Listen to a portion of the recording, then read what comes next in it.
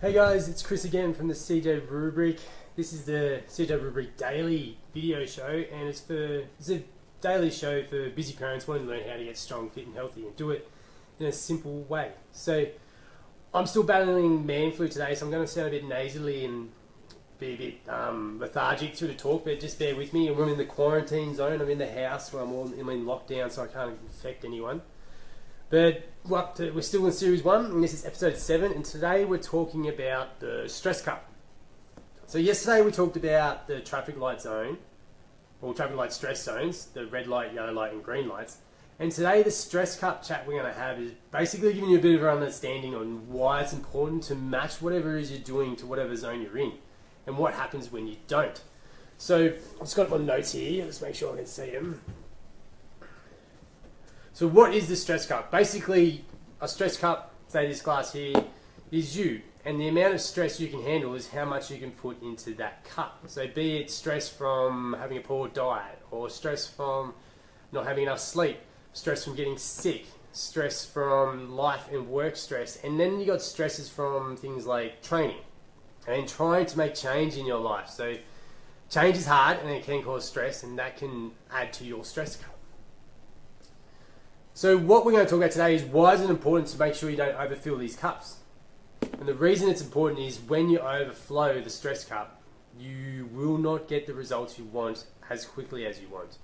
And you see it all the time. A lot of people that you might know, there's a lot of people I know that train really, really hard and eat really, really well and really flog themselves doing it, and they haven't changed in like 3 years. And this is why. They're not matching what they're doing with the stress cup. So so now we're going to talk about what happens when you overflow your stress cup. So you've got your body. When you're working with your stress cup, let's say you're eating well, we're going to fill it up. A little bit of water in there. You're eating well, so it's not overflowing your stress cup yet. You're sleeping well. Perfect. Work and life stress isn't really overwhelming at the moment, so you've got a handle on your stress. You're not sick, so I don't need to put any stress in there. So as you can see, you only got half full already, and that's from your nutrition, if you eat well, your sleeping habits, and your emotional stress. So now, you have all this space from here to put in a training load, or whatever it is you want to practice. So you can put all this amount of training in before you even get close to spilling over. And you're good. You haven't even spilled over, and you'll be fine to come back the next day. So let's look at this next cup. So what happens when you don't do the stuff that's in alignment with your stress cup and match it with the traffic light system? So let's say you eat poorly. You eat a diet which is kind of inflammatory for you, and you're already half full. Then you have a bad sleep. 3/4 full. Your work and life stress is pretty high, which causes you to have bad sleep and bad nutrition. Well, not bad, just poor sleep and poor nutrition. So your work and life stress is pretty high. So this is where the mistake happens. You've already got a full stress cup. There's no room in this cup to put any more water in besides a little bit on top. Generally, if you're working in line with your stress cup, that'll be a walk. You put the walk on top and you'll be alright. You won't overfill your stress cup and you'll actually bring your stress levels down. But what people tend to do when they get in these high stress states with this cup like this, they put CrossFit type workouts on, or they want to flog themselves to make them feel better, and it releases that adrenaline response and makes you feel like that fight or flight response, and this is what happens. You spill over. Starts going everywhere. Hopefully I don't spill over onto the floor and Kat gets angry with me. But you have a spillover effect, and that spillover effect will start stopping you getting results. And what will happen is you'll get frustrated and you'll go harder, and it'll happen again, and it'll happen again. And this is this whole idea comes from the book Strong Medicine, and in that he talks about how overflowing your stress cup, any way that you do it, any stress is a stress that fits into this cup. Whenever you overflow it, it can lead into like things like chronic disease and stuff. So if you want to check out that book and get into the science of it, go check it out. It's a very good book. Strong Medicine, it's on Amazon. But basically when it comes to your results as a busy parent, we are pretty full in our stress cup, especially if you're a new parent or even just any parent, doesn't really matter. We're pretty full. And what we try and do is outwork our lifestyle and try and go too hard for what our cup can handle. And it overflows and we get frustrated because we're not getting the results we want. When in fact, it might be better for you to go for a walk every day for an hour and just eat well, and you will get results doing that because you are living in alignment with your stress cup. If you don't live in alignment with your stress cup, you get the spillover effect with the water everywhere we've got here, and it causes a mess on your system, and it will be harder for you to get what you want. So, examples for this is someone who, like I said before, someone who's trained flat out for a long time and yet they look exactly the same. Nothing's changed for them. This could even be something like, sorry, it's sticking my nose. Strength. They're not getting improvements in strength because they're working too hard, pushing the envelope too much, and they're always hitting that 100% all the time. You need to wind it back a bit and go a little bit easier. Someone who starts and stops programs is someone who sometimes overdoes their stress cup. They go really hard in, say, like a 12-week program, and they fall off the wagon. And then they know that it worked in that 12 weeks, but they lost all the results afterwards, so they go back to that 12 weeks and do it all over again.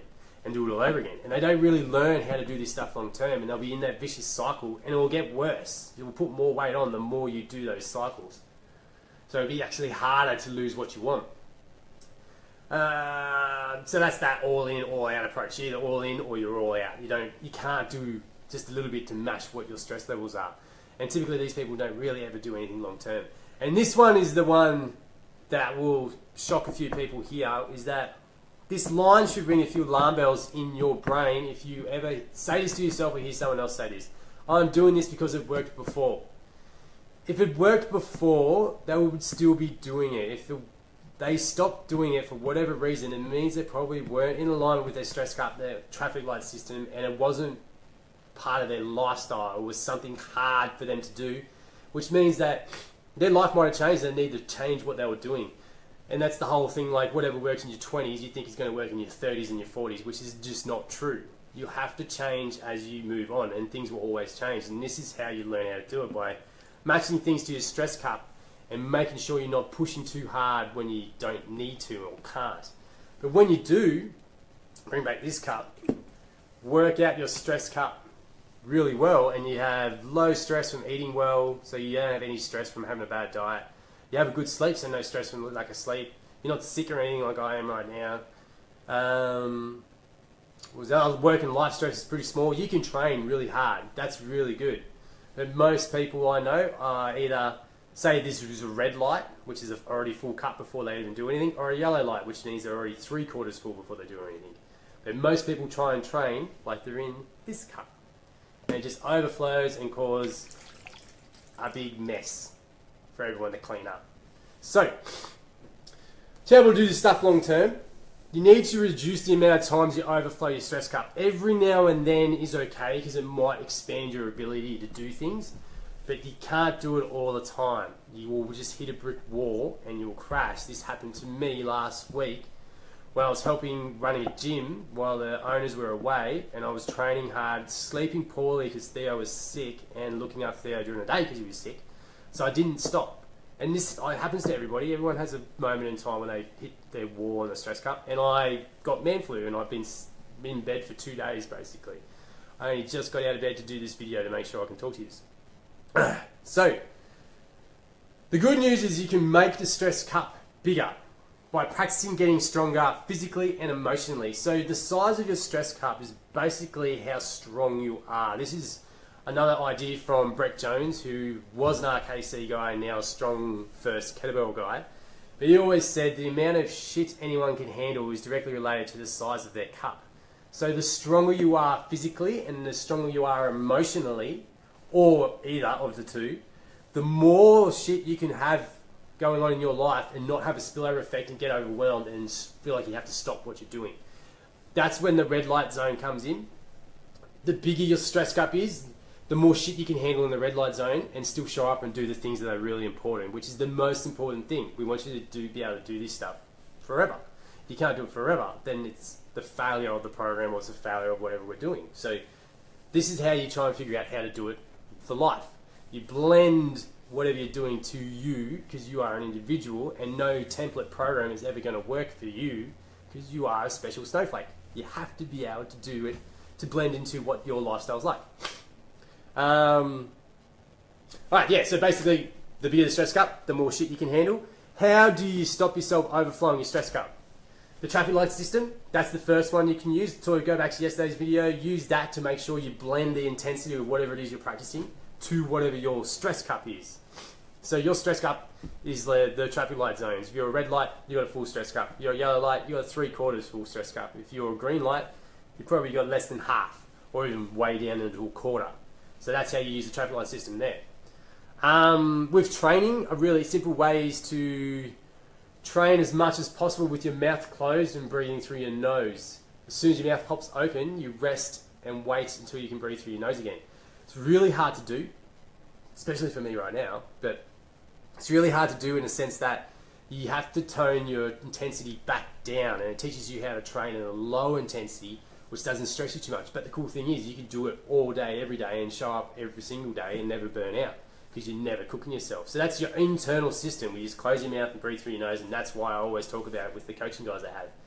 You own the movement when you can do it with your mouth closed and you're breathing through your nose. If you can't do that, you don't own the movement yet. The guys who I coach will know what I'm talking about there.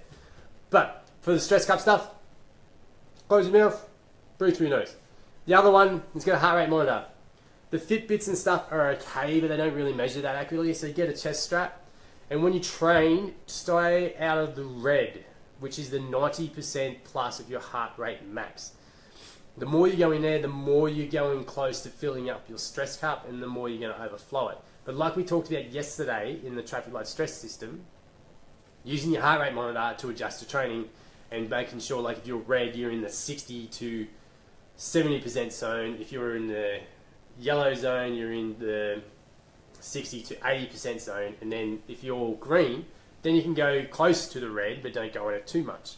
We're busy parents, we need to keep showing up every day to be parents. This stuff should be secondary to what our main job is, which is being a parent and looking after our kids and our families.